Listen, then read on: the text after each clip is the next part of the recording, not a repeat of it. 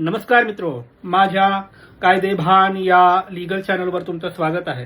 तर आजच्या व्हिडिओचा विषय आहे की सिंगल मदर आहे, तिने एकटीनेच अपत्याला लहानपणापासून वाढवून मोठं केलं असेल तर त्या केसमध्ये त्या अपत्याच्या ठिकाणी जे वडिलांचं नाव होतं ते वडिलांचं नाव रिमूव्ह करून आईचं नाव लावता येतं. ही पहिली गोष्ट. दुसरी गोष्ट, आईची जर कुठली कास्ट असेल, वडिलांपेक्षा वेगळी असेल, तर ती कास्ट सुद्धा त्या मुलाला देता येतं. आणि तिसरी गोष्ट, शाळा, कॉलेज, बर्थ सर्टिफिकेट या सगळ्या ठिकाणी हा जो काही बदल आहे याचा अंमल देण्यात यावं आणि त्या बाळाचे हे सगळे डॉक्युमेंट बदलून आईच्या नावे करावे, वडिलांचं नाव रिमूव्ह करून आईचं नाव घालावं या सगळ्या डॉक्युमेंटमध्ये. ही तिसरी गोष्ट. यासाठीचं रिसेंट एक जबरदस्त जजमेंट आलं याच फेब्रुवारीमध्ये. त्या जजमेंटच्या अनुषंगाने आपण माहिती बघूया. बघा, आजकाल सिंगल मदर हा प्रकार बऱ्याच ठिकाणी बघायला मिळतो. आता ही गोष्ट चांगली की वाईट त्याच्यावर बोलायचंच नाही मला, पण जिथे सिंगल मदर आपल्या अपत्याला वाढवते, शिकवते, मोठं करते, तिथे बरेचदा जे वडील असतात ते जबाबदारीमध्ये हात झटकतात.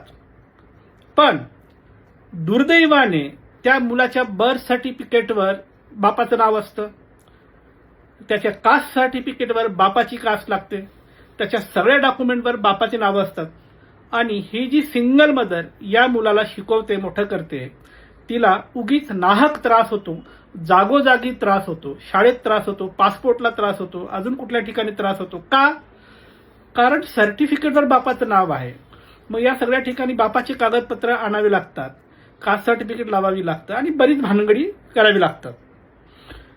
आणि हे सगळं करण्यासाठी जेव्हा आई धडपडत असते तेव्हा तो जो पुरुष आहे, त्या अपत्याचा जो काही बाप आहे, तो आपल्या एक्स वाईफला त्रास होतोय या अघोरी आनंदातून उलट तिचा त्रास वाढेल असाच उचापत्या करतो.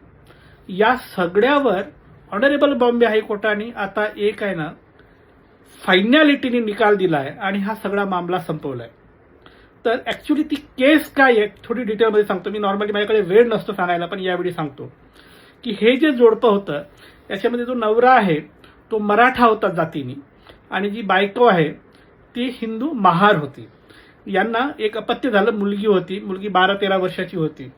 जागोजागी त्या आईला त्रास व्हायचा कारण ती सिंगल मदर होती.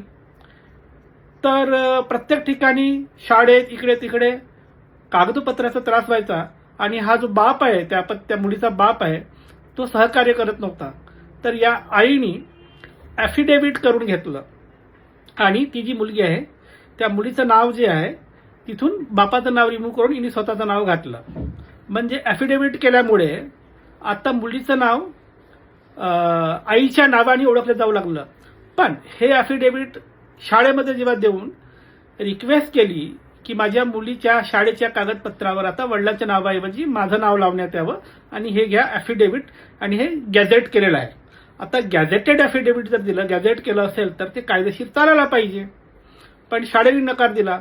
शाळेने नकार दिल्यानंतर मग या बाईनी, सिंगल मदरनी, एज्युकेशन ऑफिसर आणि जिल्हा परिषद यांच्याकडे सुद्धा प्रस्ताव पाठवायला लावला. शाळेने प्रस्ताव पाठवला, जिल्हा परिषद आणि एज्युकेशन ऑफिसरनी रिजेक्ट केला तो प्रस्ताव. म्हटलं की नाही, वडिलांचं नाव आम्ही नाही काढू शकत. आणि मग या सिंगल मदरने ऑनरेबल बॉम्बे हायकोर्टात रीट पिटिशन दाखल केलं. या रीट पिटिशनमध्ये शाळेचा हेडमास्टर, एज्युकेशन ऑफिसर, जिल्हा परिषद या सगळ्यांना पक्षकार केलं आणि मग तिथे सुनावणी झाली. सगळी सुनावणी झाल्यानंतर बॉम्बे हायकोर्टाने जबरदस्त निकाल दिला.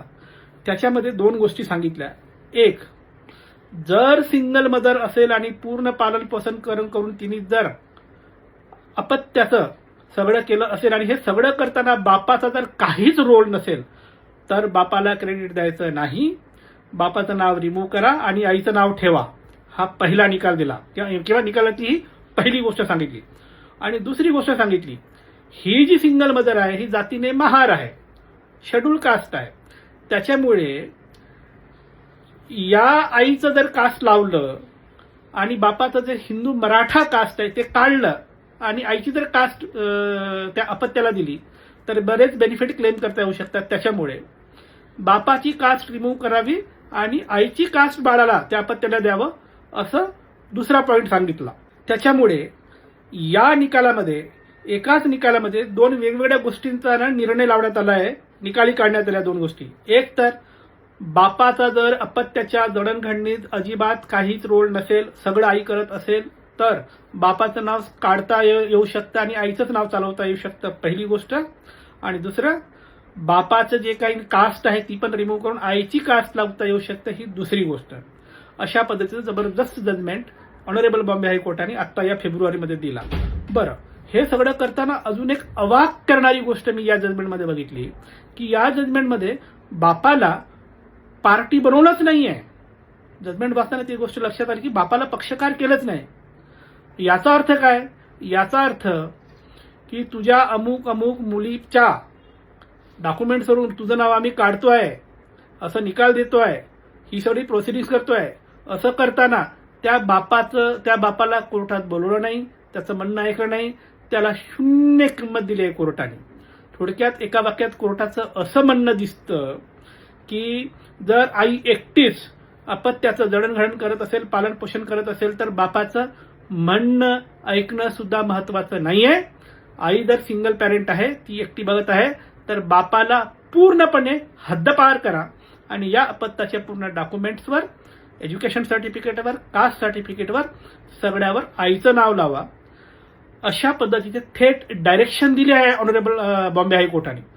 त्यामुळे मित्रो, जर तुमच्यापैकी व्हिडिओ पाहणारे कोणी सिंगल मदर असेल आणि अपत्याचं सगळं जडणघडण, पालन पोषण, शिक्षण तुम्ही सिंगल मदर म्हणून करत असाल तर या जजमेंटचं तुम्ही रेफरन्स घेऊ शकता आणि बापाला पूर्ण डॉक्युमेंटमधून हद्दपार करू शकता आणि सिंगल मदर म्हणून त्या अपत्याच्या पूर्ण कागदपत्रावर, शाळेच्या डॉक्युमेंटवर, सर्टिफिकेटवर, कास्ट सर्टिफिकेटवर सगळीकडे सिंगल मदरचं नाव येऊ शकतं. अशा पद्धतीचं हे जजमेंट आहे. तर मित्रो, ही होती माहिती. सिंगल मदर आता अपत्याच्या सगळ्या डॉक्युमेंटवर आपलं नाव घालू शकते आणि वडिलांचं नाव काढू शकते. या अनुषंगाने जजमेंट आणि माहिती. आता दोन सूचना. थेट फोन करायचा नाही, अजिबात करायचा नाही. खूप महत्वाचं काम असेल तर दिलेल्या व्हॉट्सअप नंबरवर मेसेज टाका. आणि दुसरं, वैयक्तिक सल्ला मोफत नाही, त्यासाठी फीज लागू आहे. बाय.